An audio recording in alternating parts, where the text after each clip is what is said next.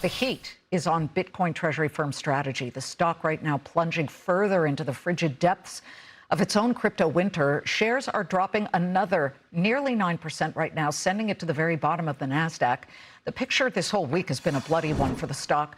Week to date, you are looking at a 23% slashing, and it is Strategy's worst 7-day stretch since November of 2022. Now, Strategy's golden goose, which is Bitcoin itself, is below 60,000, and right now it stands at 59,128. Today alone, the crypto of record is enduring a $1 billion liquidation loss as investors cash out their crypto in favor of other investments, possibly AI IPOs. The situation is crippling Strategy's ability to sell shares of Stretch. That's its preferred stock, and to buy up more Bitcoin. Over just 1 month, Stretch is down 167%.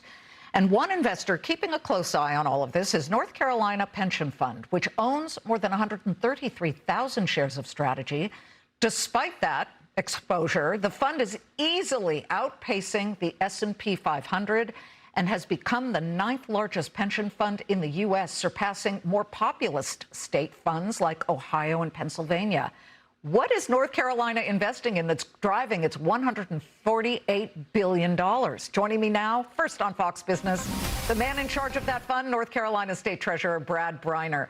Treasurer Briner, I mean, since you took office just a year and a half ago, yes, the bull market has been on a hot streak, but you have really had a hot hand here. I want to hear what investments you've made that have added, since you started, $21 billion to the fund. But regarding Strategy, really quickly, you have the exposure due to index funds, correct? But your predecessor also helped accumulate it. Are you hanging on to all of that now? I mean, is there any way to dump some of that? Have you thought about that? We've thought about it. We are a big indexer in our public equity book here. We manage $150 billion almost, and at that scale, it's very hard to have active management add a lot of value. So we've had a consistent commitment to indexing our public equity exposure for a long time, and as a consequence, we do own those Strategy shares. It's no different than the decision about actually adding SpaceX tomorrow when it goes in the index. We have a pretty consistent approach, and we want to stick with it, even though it doesn't look so good in the short run, does it? Well, in the short run, no, it absolutely doesn't. I would say, though, that when you look at what you and your fund are for, it's for retirees. I know that there are some South Carolina, some North Carolina lawmakers who really want direct investment into Bitcoin itself. How do you feel about that? Yeah, zooming out for a second, we have a responsibility to all the teachers and the firefighters and the police officers of North Carolina to deliver world-class investment management. And that's something that I ran on and have been trying to implement for the last 18 months. We have a lot of different pieces that we need to deliver to do that. Indexed equities is one of them. Making sure that we have exposure to world-changing companies is another.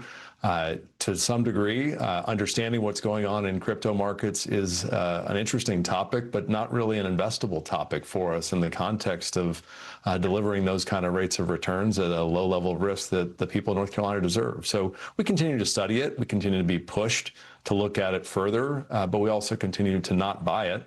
Because we can't quite figure out the role it would play in our portfolio that would be additive to the other things we already own.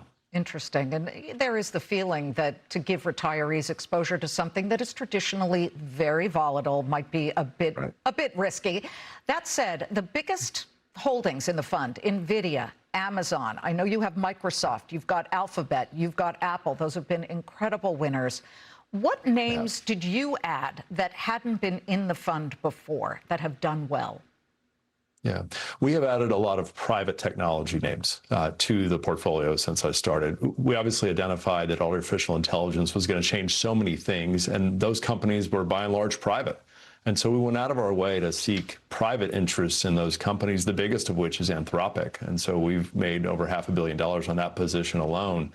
It's not the only one, but it is the biggest of them. We do have a position in OpenAI. We do have a position in Anduril. Many of these companies are changing the industries they're in, and we wanted exposure to that. You just simply couldn't get it in the public markets, so we wanted to add it in the private markets. Interesting. So you're covering a lot of bases here. You've got OpenAI and Anthropic, but your bigger position is Anthropic. Much. I mean, many of these questions boil down to price. These are world-changing companies in each way, whether it's in Anduril in the defense industry or in artificial intelligence large language models. I think we need to understand what's embedded in the price and respond accordingly. So we identified Anthropic early this year as tremendously mispriced in our view. They subsequently raised a round of financing to our investment that was triple the valuation. So I guess we were in the short run at least right. But we think that company has so much more to do over a long period of time. You also have some exposure in the fund to private credit. We're talking about KKR, Blue Owl, Apollo. There have been some rough moments for private credit in the past several.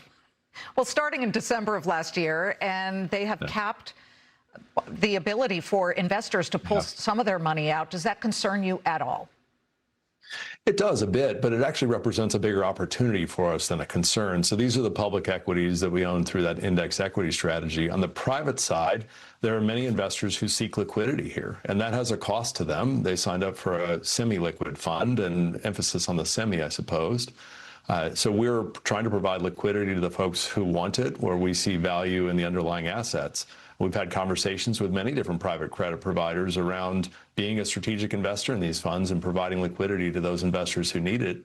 It comes at a price, which would be very attractive to the people in North Carolina. And so we're trying to do those things. We haven't completed one of them yet, but private credit will be interesting for us, and it continues to be an area that we're trying to invest in. Yeah, it's a little hard, though, to see Blue Owl as attractive to investors, at least having, I don't know what your cost basis was, but the high of the year was $21, and it's at $8 right now. So I think there are some questions about that. But you win, you lose. You guys have been winning, outpacing the S&P 500. We should let people know, though, that you've got a background in finance. You worked at Goldman Sachs, you worked at Morgan Creek, and you managed billionaire Michael Bloomberg's money at one point.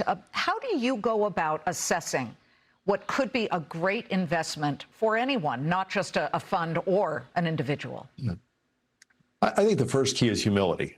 You learn in this business that you're wrong a lot. And the best investors in the world are right 60% or so of the time. It's what you do when you're right and what you do when you're wrong that's so important. When you're wrong, you learn from it. You move on from the position if you need to. You recognize the mistake and you make the next investment. And so I think it's essential to have that mindset because life comes at you. Last April, when tariffs were announced, is a great example of this. We were dramatically underweight equities. The stock market dropped 15% over the course of 5 days. Instead of running away, which is the normal human reaction from something like that, that was our opportunity to lean in.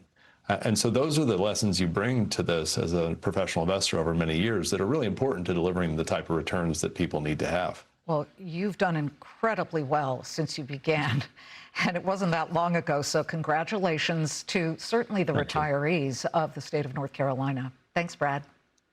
Appreciate it. Thank you.